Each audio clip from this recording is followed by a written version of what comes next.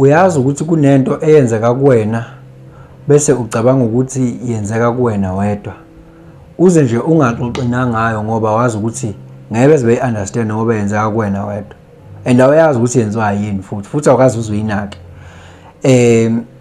Kanti nalabo abanye yenzeka kubona, nabo abaxoxe ngayo ngoba bazi ukuthi yenzeka kubona bodwa, akekho umuntu ozoyi-understand, yabo. Namhlanje ngifuna ukuzokhuluma ngento ekuthiwa i-muse, ngikhuluma ngento ekuthiwa i-melancholy, ngikhuluma ngento ekuthiwa moodiness, yabo. Ake ngiqale la kwi-muse, yabo. I-muse ke it's a source of inspiration. I-muse iyafika ibuye ihambe. Ngenza kwesinye isikhathi uthola ukuthi ngalesi sikhathi ubingelelo changes akasho ukuthi kungenzeka noma yini, noma inini noma kanjani kunoma ubani, ngoba impilo ayisiyona lento ocabanga ukuthi iyona. Possibilities are infinite in the universe. Your own consciousness is your own limitation. Kukude lapho esisuka khona futhi kukude lapho esiya khona. Beka phansi umoya ungatatazeli, uyabona. Uthola ukuthi ngesinye isikhathi there is no juice that you can express. Sometimes mhlawumbe umbhali noma umdwebi noma umculi noma uproducer noma we-motivational speaker noma whatever creativity wena onayo, uthola ukuthi ubuye ihambele nje kwesinye isikhathi ungabi nayo, ungabi bikho. Uthi uyazama ukuyiforce ubone lento eyenzayo ayikho, yabo, ayikho nje. Mhlawumbe umdesign ubone ukuthi lento engidesign ayikho, yabo.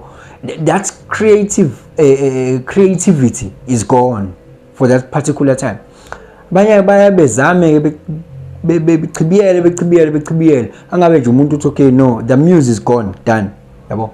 That's one thing that I have to share with you, ukuthi the muse sometimes comes and go, yabo. Ngisakhuluma nje nge-muse because i-muse it is taken from the Greek mythology. That is the Greek mythology. That was the source of inspiration, yabo. It's the source of inspiration. So it just goes like this, yabo. Just goes up down up down up down.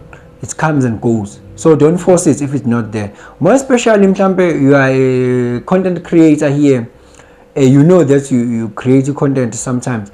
So it's like ayikho into lokhunja ngayo ungakhuluma ngayo. There is like you are forcing things, or it's like there is no creativity. Ba creative abantu la, yabo.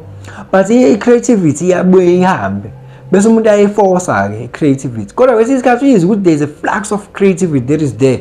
It's like I can write, it's like I can, like, creativity comes and goes, yabo. It is not there constantly. That's what you should take into consideration.